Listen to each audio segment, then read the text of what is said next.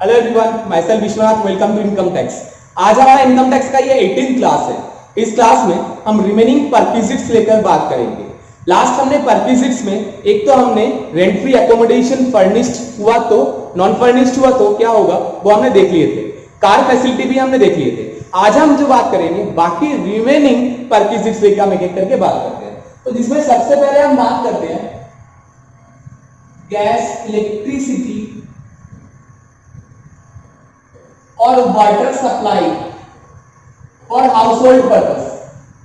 अगर इनमें से किसी भी एक चीज का सप्लाई है, कोई भी चीज का सप्लाई या सारी चीज का सप्लाई अगर आपके एम्प्लॉयर आपको दे रहा है तो वो आपके लिए टैक्सेबल है या नहीं। पहली बात तो ये टैक्सेबल होता है सिर्फ और सिर्फ स्पेसिफाइड एम्प्लॉय के केस में। इसके केस में स्पेसिफाइड, और आप सुन के हैरान होंगे ये स्पेसिफाइड एम्प्लॉय मतलब नियर अबाउट सभी हो जाते हैं। क्यों, ऐसा क्यों, मैं आपको बताता हूं। अब जब कंडीशन देखेंगे तो आपको समझ में आ जाएगा कि स्पेसिफाइड एम्प्लॉय मतलब किसको मैं बोल रहा हूं और क्यों मैं बोल रहा हूं कि सभी हो जाएंगे। पहले बात तो ये है डायरेक्टर ऑफ ए कंपनी, कोई कंपनी का डायरेक्टर हुआ तो। दूसरी बात 20% और मोर वोटिंग राइट इन ए कंपनी, इनको बोलते हैं सब्सटेंशियल इंटरेस्ट। कंपनी में आपका सब्सटेंशियल इंटरेस्ट तभी माना जाएगा या तो आप कंपनी का डायरेक्टर है या तो 20% या उससे ज्यादा का शेयर होल्ड कर रखे हैं। तो मतलब 20% या उससे अधिक का आपका कंपनी में डिसीजन में आपका होल्डिंग रहता है तो आपको भी क्या माना जाएगा, स्पेसिफाइड पर्सन माना जाएगा, यानी आपका भी कंपनी में सब्सटेंशियल इंटरेस्ट का बोल के माना जाएगा। ये दोनों तो चलो ठीक है, आपको समझ में आ गया कि कुछ ही लोग हो सकते हैं। बट तीसरा पॉइंट में जो बोलूंगा, जो बाबा आदम के जमाने से चलते आ रहे हैं उसमें सभी कवर हो जाते हैं। क्या बोलते हैं तीसरा पॉइंट, अर्निंग, यानी कैश अर्निंग की बात चल रहा है। मतलब जिसमें कोई परक्विजिट वगैरह नहीं है। ऐसे अगर अर्निंग है, कितने तक सुन के आप हंसोगे। अर्निंग यानी जिसको मॉनेटरी इनकम बोला जाता है, जिसमें नॉन मॉनेटरी इनकम कुछ रखा नहीं जाएगा, यानी नॉन मॉनेटरी जो परक्विजिट होता है वो छोड़ के अर्निंग यानी मॉनेटरी इनकम की बात चल रहा है।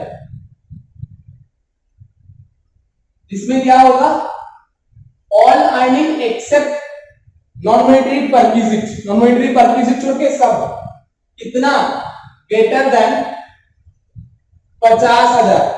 50,000 से ऊपर आपका मॉनेटरी इनकम अगर हुआ तो आपको क्या माना जाएगा, स्पेसिफाइड एम्प्लॉय माना जाएगा और आपके लिए ये सारा चीज टैक्सेबल हो जाएगा। कौन सा चीज, गैस का, इलेक्ट्रिसिटी का या वाटर फैसिलिटी अगर आपके एम्प्लॉयर आपको दे रहा है तो वो सारा आपके लिए टैक्सेबल हो जाएगा। अब बात यह आता है टैक्सेबल कितना होगा। अब मैं आपको बोल रहा था इसमें दो केस है। दो केस कैसा, इफ purchased by employer, अगर एम्प्लॉयर आपको परचेज करके दे रहा है तो, और दूसरा if manufactured by employer, employer खुद ही इन सब चीज का प्रोड्यूसर है, ठीक है। अगर ऐसा हुआ तो क्या होगा, दोनों केस में मैं आपको बात करता हूं। अगर एम्प्लॉय परचेज करके दे रहे हैं तो सीधी सी बात, जितना कॉस्ट ऑफ परचेज है वही एम्प्लॉय के लिए क्या हो जाएगा, टैक्सेबल हो जाएगा। कितना होगा, cost of purchase per unit multiply unit consumed by employ. जितना एम्प्लॉय ने कंज्यूम किया जितना आ जाएगा वो हमारा टैक्सेबल वैल्यू निकल जाएगा। अच्छा, इसमें से एम्प्लॉय से अगर कुछ भी रिकवर हुआ तो हमेशा माइनस होगा, ये आपने परक्विजिट में पहले ही पढ़ चुके थे। अगर मैन्युफैक्चरिंग करते हैं तो आपका cost of production per unit, क्या बोला मैंने, cost of production per unit multiply कर दो unit consumed by employ. Employ ने जितना कंज्यूम किया है तो वो निकल जाएगा क्या, टैक्सेबल परक्यूजिट या टैक्सेबल वैल्यू ऑफ परक्यूजिट। इसमें से माइनस कर देना इफ एनीथिंग, मतलब इसमें से कोई भी पैसा रिकवर किया है फ्रॉम, किससे, एम्प्लॉय से। एम्प्लॉय से अगर आपने कोई भी पैसा लिए हैं वो आप माइनस कर देना। सपोज करो इलेक्ट्रिसिटी मैं खुद प्रोड्यूस करता हूं, मेरा एक यूनिट कॉस्ट कितने रुपए पड़ता है, 5 रुपए, और मेरे एम्प्लॉय जो है उन्होंने पूरे साल में 1000 यूनिट कंज्यूम किया है, तो 1000 इंटू 5 कितना हो गया, 5000 रुपए। अगर एम्प्लॉय से मैंने 1000 रुपए उसमें से रिकवर किया है तो 1000 माइनस करके 4000 रुपए उसके लिए टैक्सेबल हो जाएगा। और अगर एक भी पैसा नहीं दिया है एम्प्लॉय ने तो पूरा 5000 रुपए उसके लिए टैक्सेबल परक्यूजिट बन जाएगा। तो आपको ये समझ में आ गया। इसके केस में गैस, इलेक्ट्रिसिटी या वाटर फैसिलिटी सप्लाई अगर आप लेते हैं तो उस केस में आपके लिए कितना टैक्सेबल होगा ये आपको यहाँ पर बता दिया गया। तो ये हमारा पहला पॉइंट था। अब हम नेक्स्ट पॉइंट लेके बात करते हैं, पहले इसको इरेज करेंगे। तो अब हम बात करते हैं कि सर्विस ऑफ डोमेस्टिक सर्वेंट अगर आपको मिलता है, सर्विस ऑफ डोमेस्टिक सर्वेंट अगर आपको मालिक ने दे रखा है, कैसा हो सकता है, आपको स्वीपर फैसिलिटी, हो सकता है आपको गार्डनिंग का फैसिलिटी, गार्डनर का फैसिलिटी, हो सकता है आपको वॉचमैन, या फिर कोई पर्सनल अटेंडेंट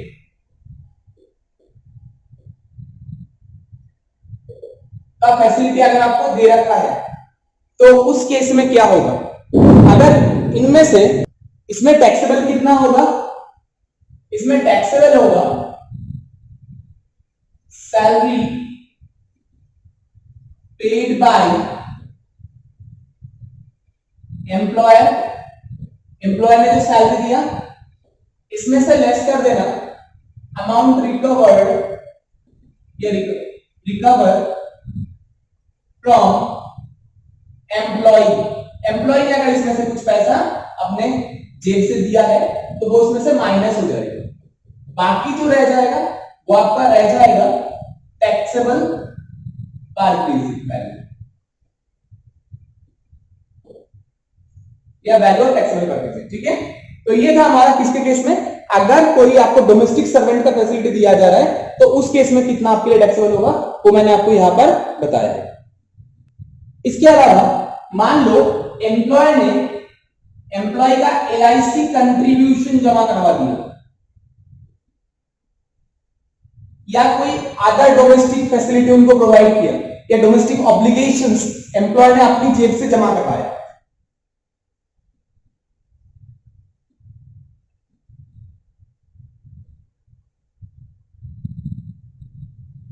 तो ध्यान रखना जितना पैसा मालिक पेमेंट करेगा,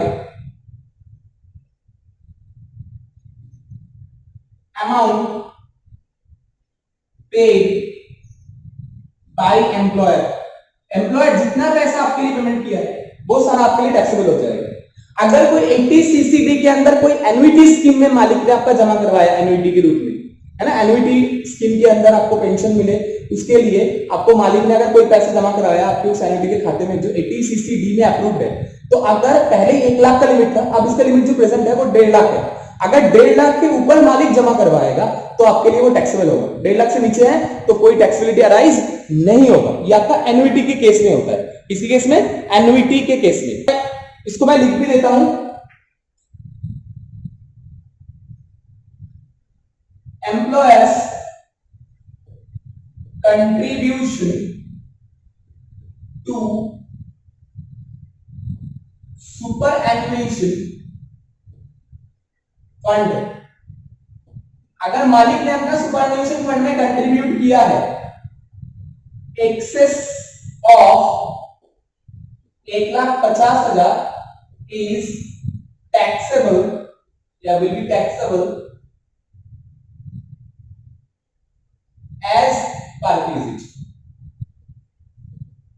ठीक है, अगर 1.5 लाख के ऊपर होता है तो हमने एक तो डोमेस्टिक सर्वेंट देख लिया, एक हमने कोई डोमेस्टिक ऑब्लिगेशन LIC कंट्रीब्यूशन देख लिया, तीसरा हमने सुपर एन्यूएशन फंड में एम्प्लॉयर का कंट्रीब्यूशन भी हमने देख लिया। शायद यहां तक आप लोगों को कोई दिक्कत नहीं है। अब मैं नेक्स्ट कंट्रीब्यूशन लेके बात करने जाता हूं, इसको इरेज कर देते हैं। अब हम बात करेंगे इंटरेस्ट फ्री लोन या फिर लोन एट ए कंसेशनल रेट। अगर एम्प्लॉयर के द्वारा दिए जा रहे हैं किसको, एम्प्लॉय को, तो उसके लिए कितना टैक्सेबल होगा।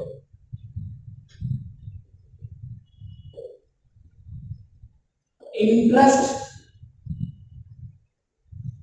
फ्री लोन और लोन एट ए कंसेशनल रेट।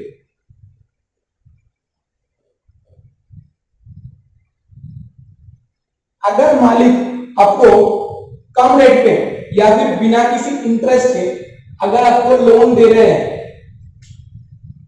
तो उस केस में कितना टैक्सेबल होगा। पहली बात, इसमें दो बातें हैं। एक तो अगर लोन अमाउंट लेस देन 20,000 होता है एग्रीगेट में 20,000 तक होता है तो नॉट टैक्सेबल, कोई टैक्सेबिलिटी अराइज नहीं होता। बट अगर लोन अमाउंट 20,000 से ऊपर है टैक्सेबल होगा। दूसरी बात, ये तो हमारा पहला पॉइंट है। दूसरा पॉइंट, अगर किसी स्पेसिफाइड डिजीजेस का ट्रीटमेंट के लिए आपको कोई लोन दिया गया है, कोई स्पेसिफाइड डिजीज जैसा कैंसर हो गया, आपका रिनल फेलियर हो गया, ऐसे कोई है, या फिर कोई और अदर स्पेसिफाइड जो बीमारीज है, उनके अगर आपको लोन दिया गया उस पर्पस में, जैसे कि आपका एड्स हो गया, आपका या फिर एड्स के अलावा कैंसर या क्रोनिक रिनल फेलियर वगैरह कुछ भी हुआ, तो इन केस में अगर आपको लोन मिलता है तो लोन के ट्रीटमेंट के लिए अगर इस केस में लोन मिलता है तो आपको कोई टैक्सेबिलिटी अराइज नहीं होगा। तो दूसरा पॉइंट क्या बोला, loan given for treatment of specified diseases, जैसे एड्स हो गया, कैंसर हो गया या रिनल फेलियर हो गया, कोई भी, या फिर कोई और स्पेसिफाइड डिजीजेस होता है, तो उसके केस में अगर आपने लोन ले रखे हैं तो उनके लिए आपको कोई टैक्स देने की जरूरत नहीं है, टैक्स में आपका राइज भी नहीं होगा। ठीक है, तो स्पेसिफाइड डिजीजेस के लिए आपको कोई टैक्स देने की जरूरत नहीं पड़ेगा, बट अदर केस में आपको टैक्स देना पड़ेगा। अदर मतलब बाकी अगर इसके अलावा कोई भी हुआ तो कितना टैक्सेबिलिटी अराइज होगा, तो मैं आपको बताऊं। सबसे पहली बात, कैलकुलेट आउटस्टैंडिंग लोन अमाउंट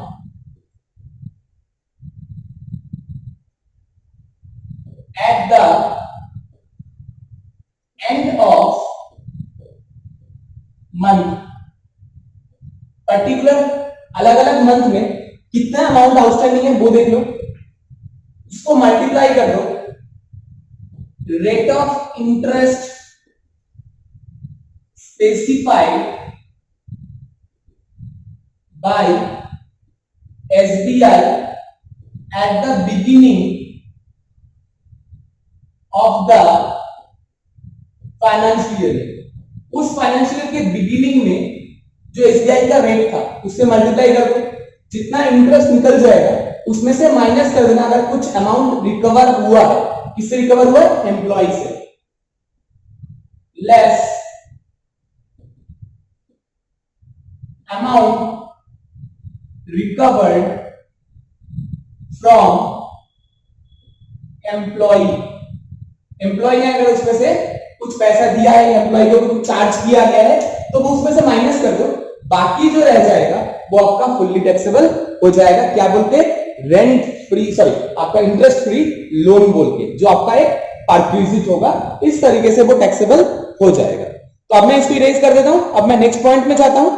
तो अब हम बात कर लेते हैं फ्री मील अगर फैसिलिटी दिया गया है, फ्री मील खाने का बंदोबस्त अगर एम्प्लॉयर करके दे रहा है तो इसमें ध्यान रखना अप टू ₹50, 50 रुपीज तक तो छूट है, 50 रुपीज से ऊपर टैक्सेबल है।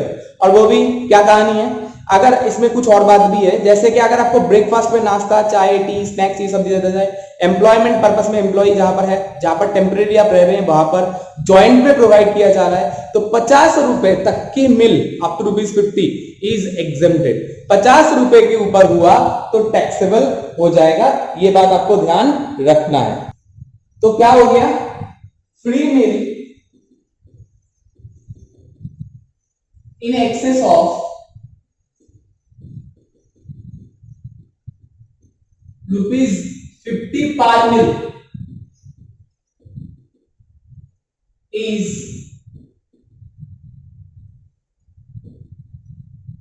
taxable in excess of 50। इसमें से माइनस हो जाएगा लेस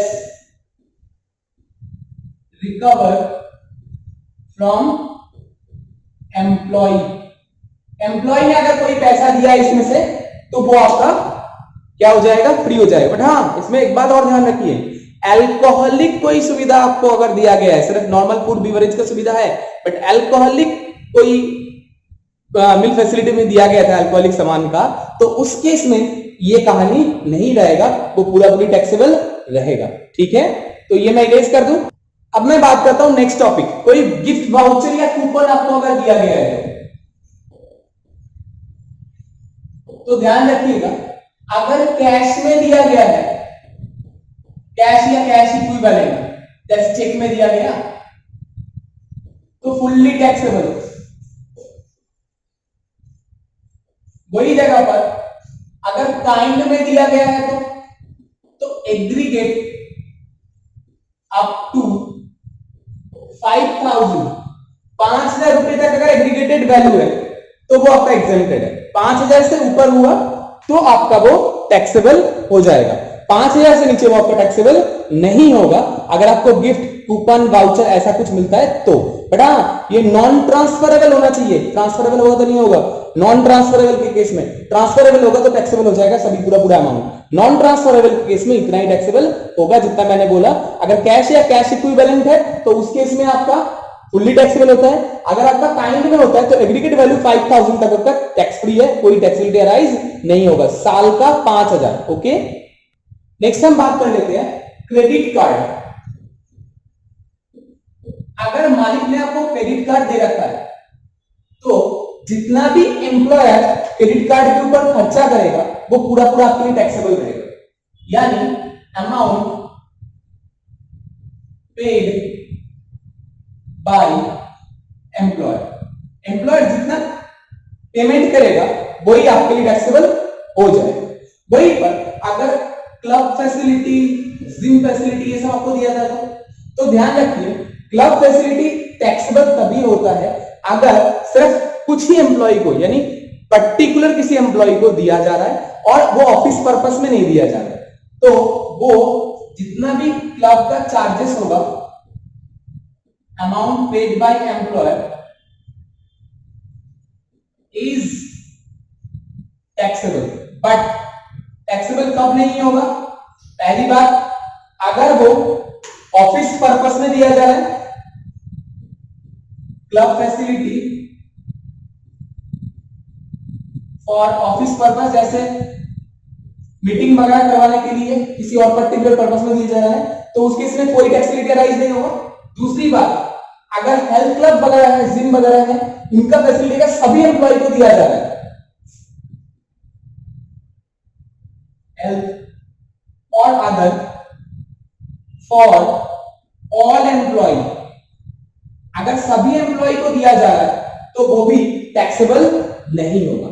समझ गए आप? तो क्लब फैसिलिटी अगर पर्टिकुलर किसी बंदे को दिया जा रहा है तो वो टैक्सेबल होगा, अगर सभी को दिया जा रहा है तो भी टैक्सेबल नहीं होगा, और क्लब फैसिलिटी अगर ऑफिस के काम की वजह से आपको दी जा रहा है तो भी किसी के लिए टैक्सेबल नहीं होगा। अब हम बात करते हैं, अगर कोई मूवेबल एसेट का फैसिलिटी दिया गया है, मूवेबल एसेट का फैसिलिटी अगर मालिक ने आपको दे रखा है, ध्यान रखिएगा, अगर लैपटॉप है या कंप्यूटर है तो इसका टैक्सेबिलिटी हमेशा नहीं होगा, कोई टैक्सेबिलिटी अराइज नहीं होगा। अगर लैपटॉप कंप्यूटर छोड़ के अदर कोई एसेट होता है, other but except car, car छोड़ के, बाकी कोई भी एसेट आपको दिया गया, काफी केस में आपने कंपटीशन देख लिए थे, ठीक है ना। बाकियों के केस में 10% of the cost of original cost, sorry original cost of asset, asset का ओरिजिनल कॉस्ट का 10% ही आपके लिए टैक्सेबल परक्विजिट वैल्यू बोल के काउंट होगा। यही जगह पर अगर ट्रांसफर कर दिया फ्री में या बेच दिया तो अच्छा, एक बात और, इसमें से कोई भी पैसा अगर रिकवर्ड हुआ है एम्प्लॉय से, less amount recover from employ, employ से कोई भी अमाउंट रिसीव हुआ है तो वो इसमें से आप माइनस कर दीजिएगा, उसमें आपको कोई दिक्कत नहीं आना चाहिए, ये आपने पहले ही सीख चुके थे ये बात, ठीक है। अब मूवेबल एसेट का यूज करने का फैसिलिटी यहां पर मिला था, ये यूज पर्पस में, बट अगर मूवेबल एसेट को सेल कर दिया, एम्प्लॉय को बेच दिया या ट्रांसफर कर दिया फ्री में, तो क्या होगा, ट्रांसफर ऑफ मूवेबल एसेट। तो ध्यान रखिए, अगर कंप्यूटर दिया है तो कंप्यूटर का जो कॉस्ट है इसमें से माइनस कर दीजिए depreciation at the rate of 50% WDV method में, और वो भी per for completed year of year used by employ. जितने साल एम्प्लॉय ने यूज किया है उतने साल 50% के हिसाब से माइनस कर दो, जैसे 1 लाख का था फर्स्ट ईयर, तो आपको 50% के हिसाब से 50,000 माइनस हो जाएगा, सेकंड ईयर 50,000 वैल्यू था उसका 50% यानी 25,000 माइनस हो जाएगा, ऐसे करके वैल्यू जो बचा हुआ रहेगा वही आपके लिए टैक्सेबल परक्विजिट हो जाएगा। इसमें से अगर कोई पैसा रिकवर होता है वो माइनस हो जाता है, ये आपने पहले ही सीखे। अगर कंप्यूटर की जगह कार होता है तो कार का जो कॉस्ट होगा उसमें से आप माइनस कर दीजिएगा less depreciation at the rate of 20%, वही WDV मेथड में, WDV मेथड में वही 20% पर ईयर के हिसाब से माइनस कर दीजिए, जितना आपका रह जाएगा वही आपके लिए taxable value of the perquisite माना जाएगा। कंप्यूटर कार छोड़ के कोई अदर होता है तो, कोई अदर एसेट होता है तो अदर एसेट का जो कॉस्ट होगा उसमें से माइनस कर दिया जाएगा depreciation at the rate of 10%, और ये डेप्रिसिएशन जो होगा वो SLM यानी स्ट्रेट लाइन मेथड में होगा, पर ईयर टर्म डेप्रिसिएशन। मान लीजिए 1 लाख का एसेट है, 10 साल लाइफ था, तो पर ईयर डेप्रिसिएशन कितना होगा, 10,000। मालिक ने 4 साल यूज किया तो 40,000 माइनस कर दीजिए, एसेट का वैल्यू कितना हो गया, 1 लाख रुपए से 40 माइनस हो गया तो रह गया 60,000, वो 60,000 आपके टैक्सेबल है। उसमें से आप अगर कुछ ने पेमेंट किया है कुछ, तो वो उसमें से और माइनस हो जाएगा, ये हमेशा आपको ध्यान रखना है। एम्प्लॉय अगर कोई पैसा पेमेंट कर रहा है तो वो भुगतान मालिक थोड़ी ना कर रहा है, जो भुगतान मालिक कर ही नहीं रहा है तो उसके लिए इसका टैक्सेबिलिटी अराइज नहीं होगा। तो ये भी आपने देख लिया, मैं इसको भी इरेज कर देता हूं, फिर इसके बाद नेक्स्ट पॉइंट पे चलते हैं। तो नेक्स्ट अब हम जो बात करेंगे वो है हमारा मेडिकल फैसिलिटी।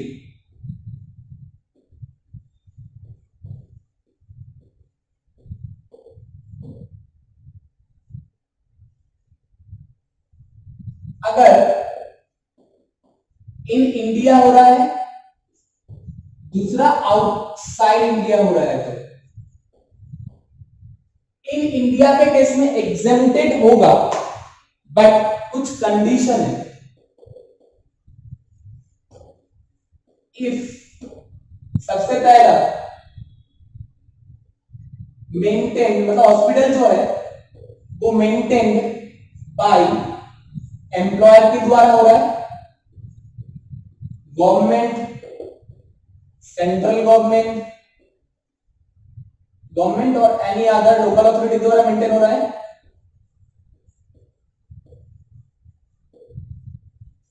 या फिर तीसरा आपका किसी मेडिकल क्या हो गया, मेडिकल चीफ कमिश्नर के द्वारा अगर अप्रूव्ड है तो, approved by chief medical commissioner, तो ही वो एग्जेम्प्टेड होगा, अदरवाइज नहीं होगा। अच्छा, एम्प्लॉयर ने अगर एम्प्लॉय का हेल्थ इंश्योरेंस का प्रीमियम जमा कराया है, लाइफ इंश्योरेंस का नहीं बोल रहा हूं मैं, हेल्थ इंश्योरेंस का, तो वो फुल्ली एग्जेम्प्टेड होता है, उसमें कोई टैक्सेबिलिटी राइज नहीं होता। ये बात भी आपको बोलना था तो मैंने आपको बोल दिया, समझ में आ गया। नेक्स्ट, अगर आउटसाइड इंडिया होता है तो exempted to the extent of RBI guideline. RBI guideline के हिसाब से जितना खर्चा बताया गया है वो आपका टैक्सेबल होगा, एम्प्लॉय का या उसके फैमिली मेंबर का।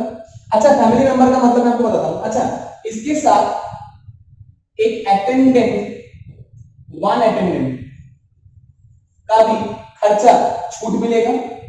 तीसरी बात, अटेंडेंट का खर्चा है ट्रांसपोर्टेशन का, ट्रांसपोर्ट और अटेंडेंट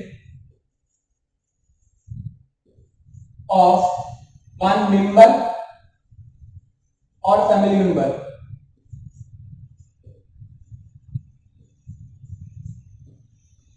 एनी फैमिली मेंबर है ना, एग्जेम्प्टेड तभी होगा if gross total income less than 2 lakh है। अगर 2 लाख के नीचे ग्रॉस टोटल इनकम है इस ट्रांसपोर्टेशन एक्सपेंस को छोड़ के तो ही ये छूट मिलेगा, अदरवाइज छूट नहीं मिलेगा। अच्छा, इसमें फैमिली मतलब क्या होता है? Medical facility for family. Family का मतलब spouse, child, dependent, father, parent यानी मदर या सिस्टर या ब्रदर, ब्रदर कोई भी हुआ। अगर डिपेंडेंट है तो ही उनके लिए छूट होगा, अगर डिपेंडेंट नहीं है तो उनके लिए ये छूट नहीं मिलेगा। ये बात आप पहले ही ध्यान दीजिए, ठीक है। सिर्फ फैमिली मेंबर के लिए एक्सेप्टेड होता है, बाकियों के लिए नहीं होता। तो मैंने क्या बोला, डिपेंडेंट मतलब स्पाउस हो गया, चिल्ड्रन हो गया, और डिपेंडेंट पेरेंट हो सकता है, ब्रदर हो सकता है, सिस्टर हो सकता है। अगर इनमें आएगा तो ही छूट मिलेगा, अदरवाइज छूट नहीं मिलेगा। तो आपने देख लिया, ये जो हमने अभी देखे थे इसको हम बोलते हैं मेडिकल फैसिलिटी। क्या बोलते हैं? Medical facility. दूसरा मैंने बोला, अगर कोई, एक तो एन्युटी स्कीम का कहानी अलग है, वो तो अगर 1.5 लाख से ऊपर होगा पूरा पूरी टैक्सेबल है, बट एलआईसी दिया है एम्प्लॉयर ने तो पूरा पूरी टैक्सेबल होगा। बट अगर हेल्थ इंश्योरेंस का प्रीमियम अगर मालिक ने जमा करवाया है तो वो भी एग्जेम्प्टेड रहेगा, आपके लिए कोई टैक्सेबिलिटी राइज उसके लिए नहीं होगा। तो यहां तक आपने देख लिए मेडिकल फैसिलिटीज के बारे में। अब मैं इसको रेज कर देता हूं, फिर नेक्स्ट पॉइंट पे जाते हैं। अब हम बात करते हैं free education facility.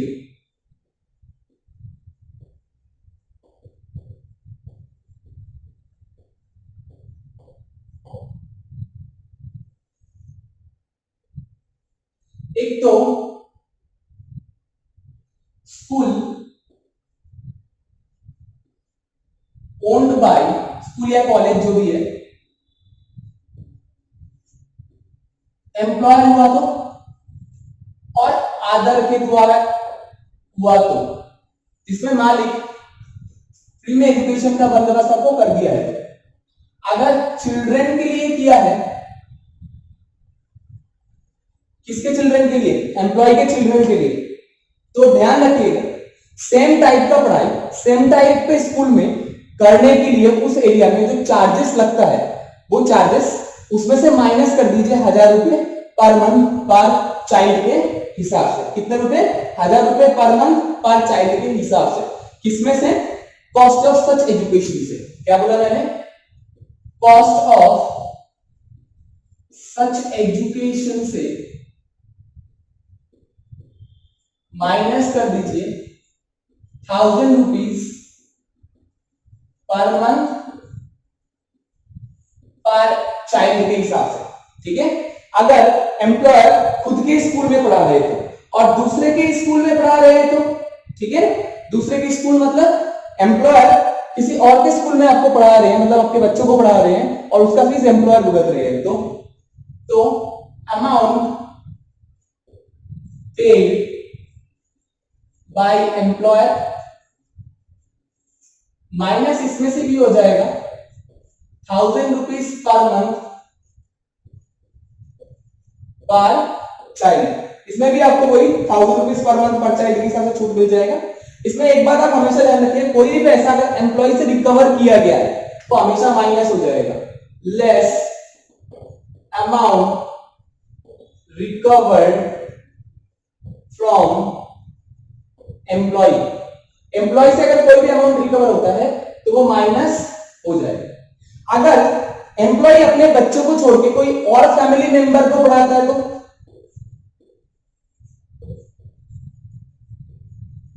Other family member को पढ़ा रहा है तो क्या होगा, वही कॉस्ट ऑफ सच एजुकेशन दोनों के लिए, इसमें से माइनस कर दो, वो 1000 रुपए से माइनस नहीं होगा, क्या माइनस होगा, less amount recover from employ, employ से जो अमाउंट रिकवर हुआ है वो माइनस हो जाएगा, समझे कि नहीं। बाकी पैसा आपका टैक्सेबल परचेज बोल के काउंट हो जाएगा, इसमें 1000 रुपीज पर मंथ का कोई स्टोरी नहीं रहेगी। सर अगर पढ़ाई का खर्चा वापस किया गया नहीं, रिम्बर्स किया गया है तो कोई भी पढ़ाई का या ट्रेनिंग का खर्चा अगर मालिक ने रिम्बर्समेंट किया है तो रिम्बर्समेंट ऑफ एजुकेशन एक्सपेंस और ट्रेनिंग एक्सपेंस, ट्रेनिंग एक्सपेंस या एजुकेशन एक्सपेंस अगर माइनस किया गया है तो मतलब रिम्बर्स वापस कर दिया गया है तो ध्यान रखना फुल्ली टैक्सेबल होगा, फुल्ली टैक्सेबल। जैसे आपने पढ़ाई की है, अपने पर्ची एम्प्लॉयर को लेकर पकड़ा दिए कि मेरा इतना पैसा खर्चा आया है तो आपको वो रिम्बर्स कर दिया, जितना भी आपको रिम्बर्स करेंगे। ध्यान एक बात और इसमें ये है, अगर एम्प्लॉयमेंट पर्पस में और एम्प्लॉयर को खुद को करना है और उस खर्चे को आपने कर लिए बाद में को रिम्बर्स कर दिया तो वो टैक्सेबल नहीं होता, वो टैक्स फ्री है। बट अगर कोई और पर्पस में ट्रेनिंग वगैरह फैमिली मेंबर या कोई के लिए भी दे रहे हैं तो उसका पैसा अगर मालिक रिम्बर्स कर रहा है तो जितना रिम्बर्स करेंगे वो पूरा अमाउंट आपके लिए टैक्सेबल परचेज हो जाएगा। तो ये था हमारा किसके लिए, फ्री एजुकेशन फैसिलिटीज के लिए। अब हम बात करेंगे एम्प्लॉयज प्रोविडेंट फंड लेकर।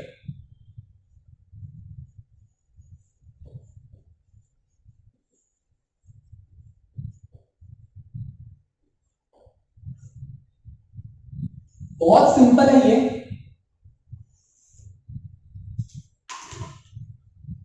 एक साइड हम देखेंगे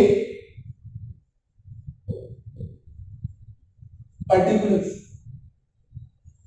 नेक्स्ट हम बात करेंगे स्टैट्यूटरी प्रोविडेंट फंड, इसको एसपीएफ बोलते हैं, स्टैट्यूटरी प्रोविडेंट फंड, जो स्पेसिफाइड सेंट्रल गवर्नमेंट के संस्था या कॉलेज वगैरह इन सब में ही ये प्रोविडेंट फंड का स्कीम होता है, इसको हम एसपीएफ बोलते हैं, स्टैट्यूटरी प्रोविडेंट फंड बोलते हैं।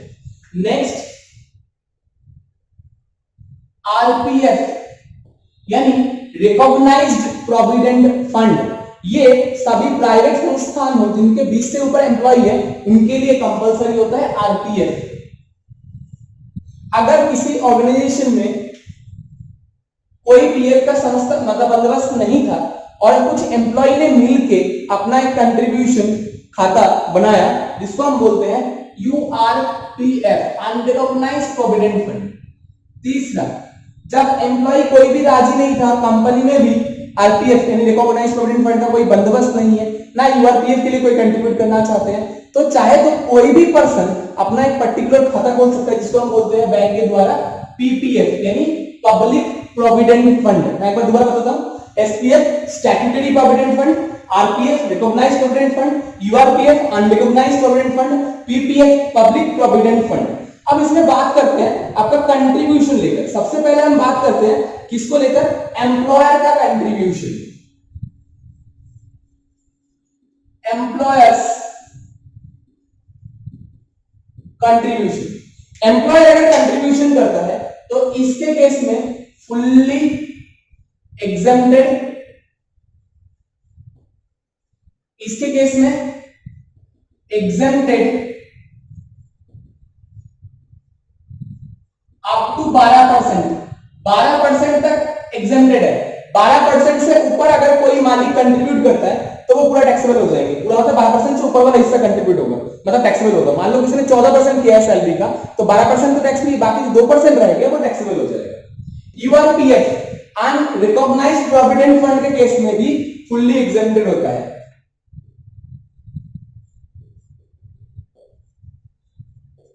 और पीपीएफ में खुद ही खुद का खाते में कंट्रीब्यूट करता है, मालिक तो करते करते ही नहीं है, इसलिए इसके लिए कोई कहानी नहीं। अब हम बात करते हैं, तो हो गया एम्प्लॉय का। एम्प्लॉय ने जब कंट्रीब्यूट करता है तो क्या उसमें 80C का बेनिफिट मिलता है, वही मैं बात कर रहा हूं। एम्प्लॉइज कंट्रीब्यूशन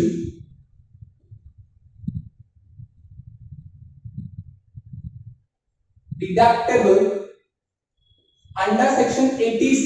क्या 80C में एम्प्लॉय को छूट मिलेगा अगर एम्प्लॉय कंट्रीब्यूट करेगा तो ध्यान रखिएगा इसका छूट अगर आप एसपीएफ में करते हैं एम्प्लॉय तो उसको अवेलेबल है 80C का, आरपीएफ में करते हैं तो भी अवेलेबल है, अगर यूआरपीएफ में करते हैं तो नॉट अवेलेबल, इसमें भी अवेलेबल है। ठीक है, एम्प्लॉय अगर 80C में छूट लेना चाहते हैं कंट्रीब्यूशन के ऊपर तो उनको छूट कैसे मिलेगा वो मैंने आपको बताया। अब हम बात करते हैं इंटरेस्ट के बारे में। अगर इसके ऊपर आपको इंटरेस्ट मिलता है, इंटरेस्ट ऑन पीएफ, इस प्रोविडेंट फंड के ऊपर अगर आपको इंटरेस्ट मिलता है तो आपके लिए क्या होगा वही मैं आपको बताने जा रहा हूं। ध्यान रखिए, अगर एसपीएफ के ऊपर इंटरेस्ट मिलता है तो फुल्ली एग्जेम्प्टेड होगा। इसके केस में अप टू 9.5% इज एग्जेम्प्टेड होगा। 9.5% से ऊपर मिला है तो वो टैक्सेबल रह जाएगा। इसमें अगर यूआरपीएफ से मिलता है अनरिकॉग्नाइज्ड प्रोविडेंट फंड में तो भी आपका फुल्ली एग्जेम्प्टेड मिलेगा।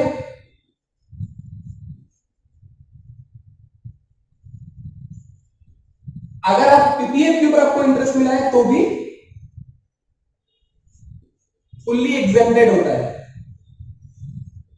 ठीक है, अब हम बात करते हैं जब आपका रिटायरमेंट हो गया तब जब इसका विथड्रॉन आप करेंगे तो आपके लिए कितना कितना टैक्सेबल होगा। विथड्रॉन की बात कर रहे हैं, वन टाइम पेमेंट जो विथड्रॉन के केस में होगा, है ना। तो बात करते हैं विथड्रॉल लेके।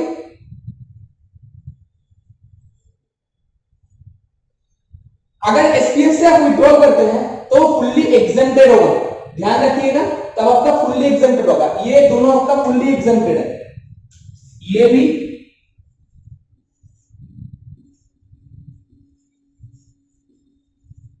फुल्ली एग्जेम्प्टेड है। मतलब जो आपने जमा कराया वो भी आपका एग्जेम्प्टेड, जो इंटरेस्ट मिला वो भी आपको एग्जेम्प्टेड, इसमें जो आपको मिला बाद में वो भी आपका पूरा एग्जेम्प्टेड है। इसमें भी वही काम है एक्सपीएफ के केस में, बट इनके केस में एक बात है, इसके केस में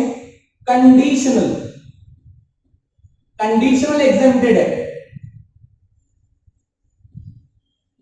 ठीक है, और अगर मैं बात करूं यूआरपीएफ की, अनरिकॉग्नाइज्ड प्रोविडेंट फंड में, तो एम्प्लॉय जो अपना कंट्रीब्यूट किया था उसके ऊपर जो विथड्रॉन करेगा उसके लिए कोई टैक्सेबल नहीं है, बट मालिक ने जो कंट्रीब्यूट किया था अब जब विथड्रॉन करोगे तो मालिक का कंट्रीब्यूशन टैक्सेबल है। कौन सा वाला? एम्प्लॉयर्स कंट्रीब्यूशन आपके लिए टैक्सेबल होगा। ठीक है, तो ये था हमारा पीएफ का पूरा डिटेल, प्रोविडेंट फंड में कंट्रीब्यूशन का पूरा डिटेल। अगर एम्प्लॉयर्स के कंट्रीब्यूशन की बात करूं तो एसपीएफ में फुल्ली एग्जेम्प्टेड है, आरपीएफ में 12% तक टैक्स फ्री है, यूआरपीएफ में फुल्ली एग्जेम्प्टेड, पीपीएफ में एम्प्लॉयर करता ही नहीं है। एम्प्लॉय का कंट्रीब्यूशन बात करूं तो एम्प्लॉय अपने कंट्रीब्यूशन के अंदर 80C में डिडक्शन क्लेम कर सकता है, एसपीएफ में भी, आरपीएफ का भी, यूआरपीएफ में नहीं कर सकता बट पीपीएफ में कर सकता है। इंटरेस्ट की बात करूं तो एसपीएफ के ऊपर इंटरेस्ट फुल्ली एग्जेम्प्टेड है, आरपीएफ के ऊपर इंटरेस्ट 9.5% तक छूट है, यूआरपीएफ में फुल्ली एग्जेम्प्टेड है, पीपीएफ में भी फुल्ली एग्जेम्प्टेड है। विथड्रॉल करता है तो एसपीएफ में फुल्ली एग्जेम्प्टेड और पीपीएफ में फुल्ली एग्जेम्प्टेड, बट आरपीएफ के केस में कंडीशनल एग्जेम्प्टेड कुछ जगह पर इसको टैक्सेबल रखा गया है। वही जगह पर यूआरपीएफ की बात करें तो एम्प्लॉयर्स का जो कंट्रीब्यूशन आप विथड्रॉल करेंगे वो आपके टैक्सेबल होगा, बाकी नहीं होगा। तो ये था हमारा PPF contribution. Participant year about हमने पूरा कंप्लीट कर दिया। लास्ट कल हम रिटायरमेंट बेनिफिट लेके बात करेंगे। तो ये था हमारा बेसिक टैली का, मतलब बेसिक आपका इनकम फ्रॉम सैलरी जो है वो कंप्लीट हो गया आपका। अगर आपको कोई डाउट या क्वेरी है आप डाउट सेशन में इसको क्लियर कर सकते हैं। थैंक यू, जय हिंद।